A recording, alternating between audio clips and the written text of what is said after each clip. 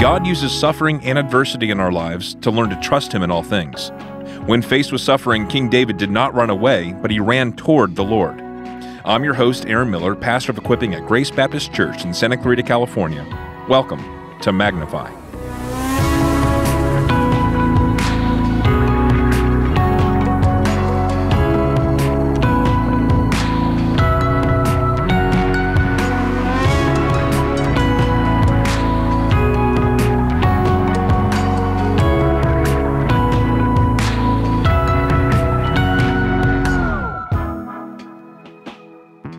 Are you going to have a textbook or a... That's a problem. How No, so? probably not. Don't you have to?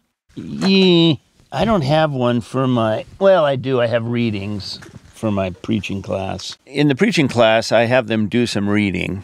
I have them do Appointed to Preach, which I'm going to have as a textbook for this one, too. Yeah. My book on ordination and all that. Secondly, I would rather find a bunch of chapters from various books that I could Xerox. I want to talk about how do you baptize somebody? How do you visit somebody in the hospital? How do you put a sermon together? Some of the guys won't have taken the preaching class, so we'll have a little bit of that. What is it like to be a decision maker? How do you handle conflict? How do you hire? How do you fire? How do you not operate from the fear of man?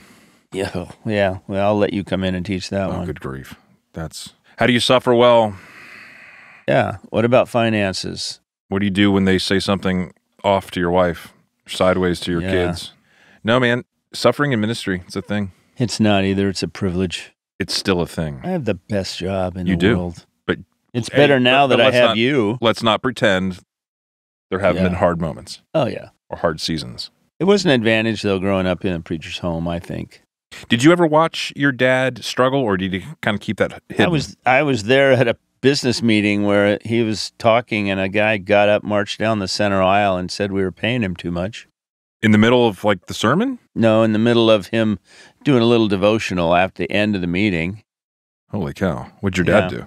He just said this wasn't the time or place, but that he was happy to have a deacon's meeting and have this guy come and talk and give whatever he wanted. I mean, that's a good response. I don't know what Aaron Miller's flesh would do apart from the grace of God. That's hard. I've found that the easiest thing is the best thing is the hardest thing, but it turns out to be the best thing. And my mentor, Bruce Stabbert, told me a lot. He said, look, when someone critiques you, just listen. Mm-hmm. Don't make excuses. And if need be, just tell him, I can understand your point of view. And, if you really knew my heart, there'd be even more things you have to say. I'm a person in process. I feel like I've gotten to know Bruce for all these years that I've known you because you say these sorts of things to me all the time. Yeah, he's something else. Remember telling me, I don't know how many times you've told me, lay down, Aaron. Just lay down. Just lay down. That's Bruce too. Just lay down. Just lay down. If they're coming at you, just lay down. Yeah. Well, what we're talking about kind of ties into what I wanted to discuss today, which is trial and suffering. And, as we're going through the life of David, he certainly had I'll even say that he had his bouts of depression and, his moments where he couldn't see the way out of kind of the haze or the fog of despair, Mm. Yeah, it fits with his personality, at least what we know of him. Here he is, he's an artist, right? He's a musician. Mm-hmm. His first job in the palace was to play music, and he writes music, and he writes poetry. So besides being the guy who goes to battle and slays Goliath and all that kind of stuff, he was a very creative and I would imagine very emotionally engaged man. Just anecdotally, where do you find yourself resonating with David? Well, wow. I'm a musician. I was a music major in college. Well, that's where I was going, actually. Yeah, and I've written some poetry. People don't know it. I really appreciate creativity in words. I'm not so much, into painting, but I love music, and I am very emotional about it, can be. Get emotional about words. I really identify with King David. I don't identify as much with his courage. Having never gone to battle, I've never really been in a fight. I was in grade school, I guess. But Well, you live in different times, Yeah, but I wouldn't exactly. say that you lack courage. Okay, well, thank you on that. I think I also identify with the fact that I know that there is within me the opportunity, the ability, if I don't keep it in check, to be just as selfish as David was in making some very terrible decisions that he thought he could get away with, and then you never get away with them. So I think David is a good example of where I think every Christian today is, that we have the down payment of the kingdom. Yeah. I mean, we have the Spirit. David had the Spirit, probably in a little different manner than we do, in that he was afraid it was going to get taken away. But it just demonstrates that we live in the already and the not yet. We have the down payment of the Spirit, the arabon, that the word is used. But we have not completely vanquished the sin nature. Yeah. We have the vestiges of depravity in our hearts that can flare up at any moment, and we've got to be guarded. We've got to be super guarded. And David got to the place where he was the king, and he had 13 wives. That's a dirty little secret most people don't remember. And yet he saw Bathsheba, and we know what happened there. So I identify with the understanding that until Jesus returns and I am glorified, it's necessary that I struggle against the flesh, as Paul puts it. And when you stop struggling, that's when you are most vulnerable. Well, the other day, in preparation for this podcast, but also just knowing where we are in the life of David in the series that we're in, I was doing some devotional time in Psalm 3, and this is when David is fleeing from Absalom. And he is crying out to the Lord. He is saying, "O Lord, how many are my foes? Many are rising against me. Many are saying of my soul, there is no salvation for him in God." And then he goes on in verse 3, "But you, O Lord, are a shield about me, my glory, and the lifter of my head. I cried aloud to the Lord, and he answered me from his holy hill." Skipping down to then verse 7, he says, "Arise, O Lord, save me, O my God. For you strike all my enemies on the cheek. You break the teeth of the wicked. Salvation belongs to the Lord.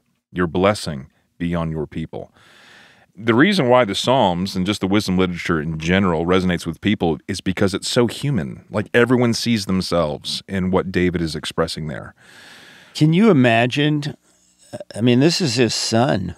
This is Absalom, who was sitting out in front of the gates saying to the people who were coming in, "Hey, if I was king, I would decide in your favor." It was almost like a politician saying, if I were in charge, everything would be better. And he rallies a group of people, group of men, and he marches on Jerusalem, and David hears about it, and he's forced to leave, and he leaves behind some of his household, and Absalom actually, I don't even know a nice way to say it, desecrates some of the women he left behind. So he's out, and David is, this poem that he writes, some people are saying, I'm not going to weather this. I don't know if I am either. I'm not in my castle anymore. I'm vulnerable. There's a group of people who are, led by my son. The important thing, though, about Psalm 3 is where he doesn't go. What do you mean? He doesn't run away from God. He doesn't say, all right, God, if this is how you're going to treat your king, if this is how you're going to treat someone who has tried desperately to obey you and to follow your ways and to lead your people, then, you know what, I'm just going to, I guess it was folly for me to trust in you, which happens to a lot of people when adversity hits. But he runs to God. And Psalm 3 obviously was written a long time after the event, because he in the Psalm, he comes to the conclusion that his crying out to God was the right thing to do. Yeah, it's interesting because he's crying out to be saved from his sorrows and his sufferings, but he's not motivated to simply run from those sorrows and sufferings. He's motivated to what you're saying, to run to the Lord. Yeah, adversity is used by God to remind us that some of the things we see in our temporal lives are not eternal. I'm reminded of Ruth, because of the book Refuge Marriage, I have been just inundated in my mind with how spectacular this Moabitess was. Yeah. She left her family. You know, she's a widow. She comes with Naomi to Bethlehem and is, throughout the book of Ruth, they call her the Moabite, the Moabite, the Moabite. She's a foreigner. And she is vulnerable because she's unattached. No man is looking out for her. She goes to the fields where Boaz has to tell the young men not to touch her. Mm-hmm. That lets us know she was vulnerable. And instead of running away, her whole purpose was to come to find refuge under the wings of the Almighty. Her adversity drove her to God. Mm. And I think you see the same thing in David. He comes to the end of his rope and he says, I got to hang on to this rope because this rope is God. I can't let go of it. But I think so many people today in our world are prone that if things don't go the way they're supposed to, if things don't go the way that we've kind of fallen into believing that if I'm really good for God, he's going to be good for me, that there's a quid pro quo Christianity. I like to say, some people think God pays on commission. Mm-hmm. You know, I was in commission sales for a number of years selling chocolate. And quite frankly, the harder I worked and the more chocolate I sold, the more money I made. So simple math. Yeah, you just did the math. And unfortunately, I think sometimes, well, more often than it should be, a relationship with God through Jesus Christ in the Western world is I don't know, it's described as, hey, give your life to Jesus. You're going to love your new life with the Lord. Mm-hmm. He's there for you. He loves you. You're special. Cast your bread on the waters and it'll come back. And then, it becomes kind of the Christian recipe. Look, pray every day, read your Bible, go on a mission trip, give some money, go to church. And guess what, man? Things are going to be great. Right. And there's enough stories out there about, I was into this problem and da-da-da, and I gave my life to Jesus, and now look at me. I'm an entrepreneur with 57 franchises. And so what we find is that people think God is only going to send blessing in packages that I like. Mm-hmm. But we all know he works through adversity. That's right. I mean, when you think about how God energized and mobilized the Great Commission with the apostles, it was through many times unfavorable means. Persecution is what scattered the church in Jerusalem. Right. And we don't like to think of suffering in that way as if it goes hand in hand with the Christian life. And yet, Jesus is the one who said, I'm going to go first, but no one gets out of this unscathed. He also said, the writer of the Hebrews says, he learned obedience through the things that he suffered. This is incredible. Jesus. That's incredible. This is Jesus. Well, there's some things I've learned. Many, many years ago, playing tennis, I fractured both patellas and ruptured both patella tendons and had to learn to walk all over again. And I wouldn't wish that on anybody. I didn't like it. It was painful. It was humiliating. My wife had to push me around for 8 weeks in a wheelchair with both my legs sticking straight out in straight leg immobilizers. How old were you when this happened? I felt like I was 90. I was in my early 30s. Oh. No, late 30s. Sorry, like 39, 40, right in there. And, I'd been an athlete. And were you preaching? Yes. Like, and just with your legs sticking out? They propped me up. I stood, and I couldn't bend my knees, obviously. And so I missed 1 week. We actually had a singing group scheduled, so I stayed home after the surgery. And then I was able to, they would prop me up on straight legs, and I'd lean against the pulpit, and my feet would go to sleep. Now, physical suffering, I think, always ties into, it doesn't always, but it can tie into inner sorrow, and vice versa. So when you went through that trial, was there anything internally going on in terms of you, Lord, really? I hate to be the hero of my own stories, but that never occurred to me. The one thing that occurred to me was they say I'll be able to walk again, and I have to go through 8 weeks of these straight leg immobilizers, and then it was up to 6 months. It took me to get out of different kinds of braces and casts that gave me a little bit of flexibility, and spent hours and hours walking in a pool so that with the resistance. And then after they took everything off, I had to learn to walk again. But my point isn't about that. Yeah. My point is that I would never want that to happen. But there were things that occurred to me. Like the first 2 weeks I was at home sitting in a chair with my feet straight out, unable to go upstairs to my bedroom or do any other kinds of physical bodily things that we take for granted. I got 90 cards from our church. Now, back then, there were only 150 people in the church. But I got cards from people that had heard about it saying, we're praying for you. And I can remember telling people that was the first time that I have ever in my life really felt like I'm really loved. Mm-hmm. I mean, my wife loved me, my kids loved me. Mm-hmm. But to be a vulnerable person who was broken down and people are loving you. So I gained so much out of that. Hey everybody, Pastor Allen here. Fall Festival is coming up soon on Friday, October 27th from 6:30 to 8:30 p.m. It'll be an evening full of games, music, fun, and of course, lots of candy. So come and invite your friends, family, and neighbors to this annual all-family event. You can visit our website, gracebaptist.org/fall festival to get all the details. You can donate candy and also sign up to volunteer. We hope to see you there.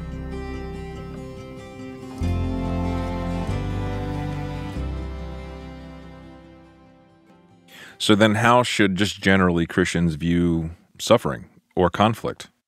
Yeah, I think we want to go to the Bible, right? Right. Philippians 4, verse 8. We're all aware of this verse. Don't be anxious for anything. Right. In other words, when you feel like you're going to panic or you're suffering or you're fearful or you've got anxiety and you're worried, what do you do? He says, don't do that. Instead, pray. Let the Lord know your anxieties, your concerns, your needs. And then he says, and when you do that, if you say the right words and if you pray just right, God will give you what you need. Is that what it says? No. It says, and the peace of God that is incomprehensible, is what he says, shall guard your hearts and your minds in Christ Jesus. So the hardship is assumed. Yes. Yeah. It doesn't say, I'm going to fix your plumbing. I'm going to just, fix your knee. I'm going to take the cancer away. Your dog's going to run away, but he's going to come back. It doesn't say any of those things. It says that trust in God will evict your panic. Say that again. Trust in God. Trust in God will evict your panic. It'll evict your fear. That's what trust does. You talk about the little boy who's 3 years old standing on the edge of the pool, and dad is in the pool with his arms outstretched, jump. And the little boy would never jump if dad wasn't there. He's afraid to go in the deep end of the pool, 6 feet. He understands that. He doesn't want to drown. He doesn't really know how to swim yet. But he trusts his dad. And so he does what? He jumps. And then he gets out and does it again. Because trust evicts fear. That means that fear is really a sense of an eroded faith that what I really know is true. Is God my Father? Is he going to provide what I need? And is he going to work in this for my good? Right. Do you think it's ever misguided to cry out to the Lord and ask him to save us from the trials that we're in? No. I think we see that in David all the time. Right. He says, my enemies are all around me, deliver me. And so that's not just raw human emotion. Like there's an expectancy that the Lord can and will do that. Yeah. Have you ever been with somebody who, I have a friend who in college, his dad died. And he refused to grieve. He said, this is the sovereignty of God. Da-da-da-da-da-da, And we all looked at him and said, you're out of your ever-loving mind. This is supposed to hurt. Death is a robber. Right. And your dad who loved you and you loved him was taken early. And that was all bravado. And then ultimately, weeks later, he paid the price for that. Caught up with him. Oh, my goodness. Yeah. I don't think God asks us to fake trust. And, what did the disciples say to Jesus? We believe, help our unbelief. Right. I mean, I live with that all the time. Right. Lord, I trust you. I trust you with, the concerns that I have with people's lives. I trust you with what's going on at Grace Baptist Church, the financial end of it, the unity of it, the raising up of volunteers, the raising up of staff unity, church unity. I mean, I trust the Lord in all those, and yet the reason I pray about it every day is because there is a certain sense of, because some churches blow up. Yeah.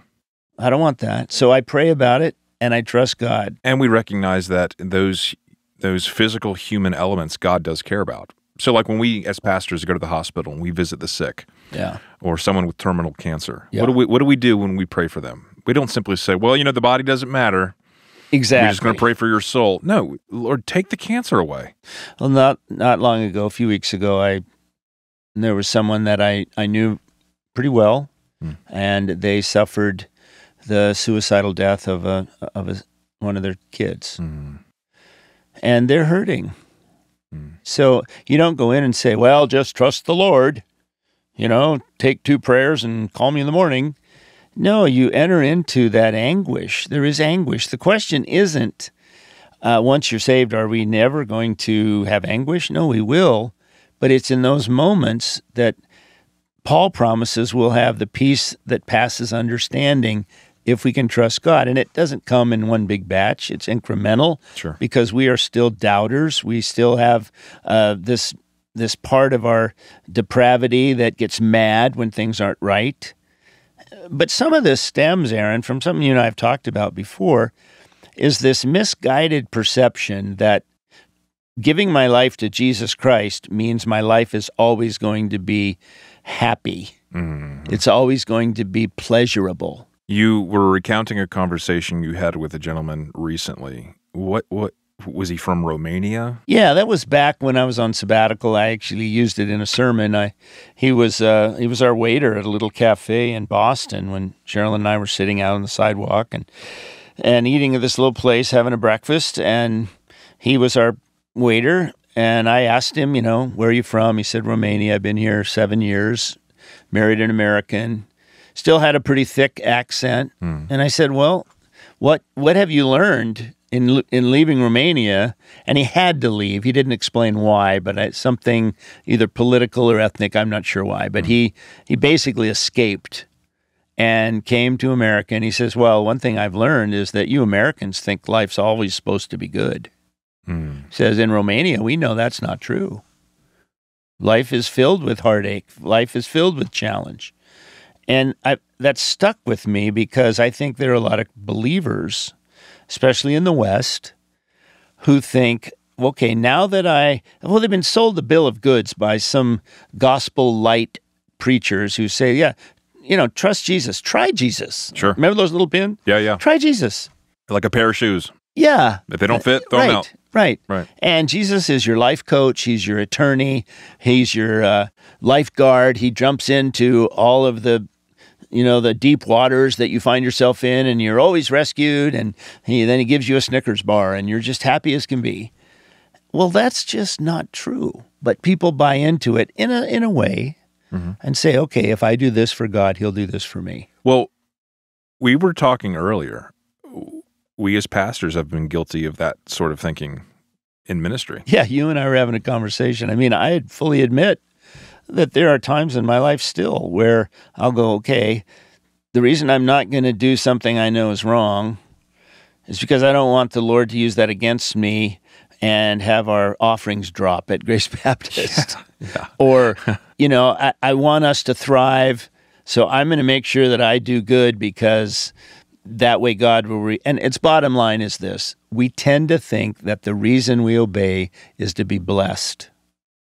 But you're going to use a word here in a minute, aren't you? Yep. I'm going to tell you, and I've lived a lot of life thinking, and that's what comes out of legalism, by the way. Sure. Okay. Yep. When you're raised or you have any kind of fundamentalist, legalistic foundation for your Christian life, you believe that if you keep all the rules, God gives you a bonus. Yep. Like I said before, he pays on commission. I've come to realize that nowhere in the Bible does it say that. God may bless obedience. He does. But it doesn't necessarily come in the packages we want. So I think it's much better to say, rather than live my life to be blessed, I'm going to live my life to be useful to the master. There it is. And what happens in 2 Timothy 2:21 is that there is a formula. It says, first, be set apart as holy. Okay, why would I be holy? Why wouldn't I look at something I shouldn't look at? Why shouldn't I say something I know is hurtful? Why? Well, it used to be because I don't want to lose out on blessing. I don't want God to smack me. I want him to bless me. Now I'm saying, no, I just want to be useful. That's the next part. It says, set apart as holy, useful to the master. What would it do to your life if you got up in the morning and you said, you know what, Lord, my biggest ambition today is to be useful to you? Now, the benefit of that is that you may never know. Mm-hmm. Okay?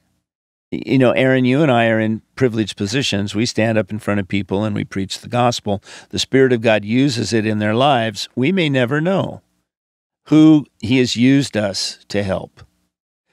But that's fine. If our motivation is to be useful and God uses us, we may not know. It doesn't benefit us. It benefits him. And that's why the third part in 2 Timothy 2:21, after set apart as holy, I've said before, that's our personal preparation every day. Mm-hmm. That's why we don't sin. Right. Okay? Why? Because our personal motivation is to be useful. And then our personal action is the third one, ready for every good work. So the way I'm going to be useful is not to do bad things. It's to be ready for every good work so that God might use me in my family, in my neighborhood, in our church. If you just go to bed and get up in the morning and say, I want to be useful to the master. Right. It's a whole lot better way of thinking about the Christian life. And Paul, what he's saying to Timothy there, and just the broader context of the entire epistle, that all allows for being useful, striving in holiness, ready for every good work. It all allows for adversity. Well, guess where Timothy was? He was in Ephesus. Right. He was in that place where they tried to kill Paul early on, Right. Acts 17 or 18, Right. 19. And Timothy's still there. And in 1 Timothy, he's the young, right out of seminary guy. He's got it all together. Paul's telling him how to put the church together, how to appoint deacons and elders, how to handle the widows, all this stuff. He's just gung-ho. By 2 Timothy, the first chapter says he's burned out, he's timid, he's afraid to suffer, and he's even a bit ashamed of the testimony of Christ and of Paul. And so Paul smacks him upside the head and says, look, be a good soldier. Be a good athlete. According to the rules, you need to strive. Be a good farmer. A farmer plants and he doesn't see anything for a long time. So Timothy, be useful. Okay? And he's in a much more secular, pagan, idolatrous culture than we're in Ephesus of Rome. And only the gospel can make sense then of the suffering and the sorrow or the adversity, because it will convert it usefully for a holy purpose and end. Yeah, James tells us that God doesn't bring evil into our hearts, or into our lives, to bring us to sin, to tempt us to sin. Right. He doesn't tempt anyone. Right. But he does test us. Yeah. And we know that the testing of our faith brings forth endurance. Paul tells us that. Yeah. James even says, count it all joy when you fall into various trials, right? Knowing that the testing of your faith builds it up, and you look back and you say, 2 years ago when I lost my job, when this happened, blah, blah, blah, I handled it this way. Now I'm going through a similar time, and I'm finding that even though it hurts, I'm finding rest in the fact that I trust in Almighty God, and that this world is just this is just the prelude to eternity. Yeah, going back to David in the Psalms, whenever he was under the strain of, whether you want to call it a trial or a testing of the Lord, the motivation, I think you could see, was to be useful. I've often wondered, though, and I've asked you this before, was the motivation bound up in Israel as king, or was it bound up in the kingdom of heaven as a child of God? And I think you said you kind of see both. Well, I think there's no question that David, being the king, the first king that actually was dedicated to God, he was going to be a model. I'm sure he felt that pressure. And I and you, as we're pastors. Mm-hmm. People look at us and they say, okay, you represent God, you represent the church. So we feel the pressure. Yeah. But every Christian should. Right. Sure. To some extent, that I am God's workmanship, Ephesians 2:10. I am to be part of the gallery that puts his transforming power on display for people to see. I'm one of his samples. So in some ways, we, like King David, we need to have a deeper understanding that everything we do should reflect, or does reflect, on whose we are. Mm-hmm. And for our case, it's just that we are a Christ follower. David, he had a little bit different position, because he was the man God chose for himself to be king. Right. Yes. That would be a lot of pressure. Right. And why it's relatable and it kind of transfers to the human element is, here we are again on this side of the cross in the 21st century, but we still identify with David, because many of our people who are listening to this, there could be adversity and trial at home or in the workplace, and there's a mindset that David provides us that's here on earth, that's bound up in the circumstance and the situation that we find ourselves in, but also transcendent, as he's crying out to the transcendent. He calls out to his holy hill. Right. I cried out to the Lord. He's above me. I think of Psalm 61, when my heart is faint. Right. Yeah, right. That just kind of gives us a guide in terms of where to direct all that energy. Well, like I've already said in a couple of the sermons, when you look at Saul being the king and David being anointed, that kind of represents where we live, that we've already been made citizens of the kingdom, and yet Satan is still the prince of the power of the air. Yeah. So we are living in a dynamic where whose we are, we're not completely out from under the authority of Satan's power in this world. Yeah, we're in this weird in between. Yeah, very absolutely. Strange. And that's why we need to trust in the Lord even more. Yeah. So Dave, we got to land the plane here, man. But just thinking about some resources, your book, When My Heart is Faint, comes to mind.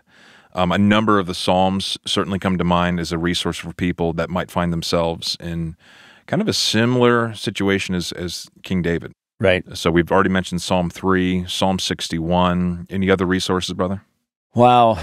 What this really boils down to is the problem of evil. The problem of evil. Why is there evil if God is good? And there are a lot of philosophical books on it. I wished I had one on the tip of my tongue, but if people want to email me, I can send them a kind of a packet of material I've put together for my theology classes, because when you study God the Father, theology proper, that's one of the big issues that comes up. If God is sovereign, why is there evil in this world? Where did it come from? How do I explain it?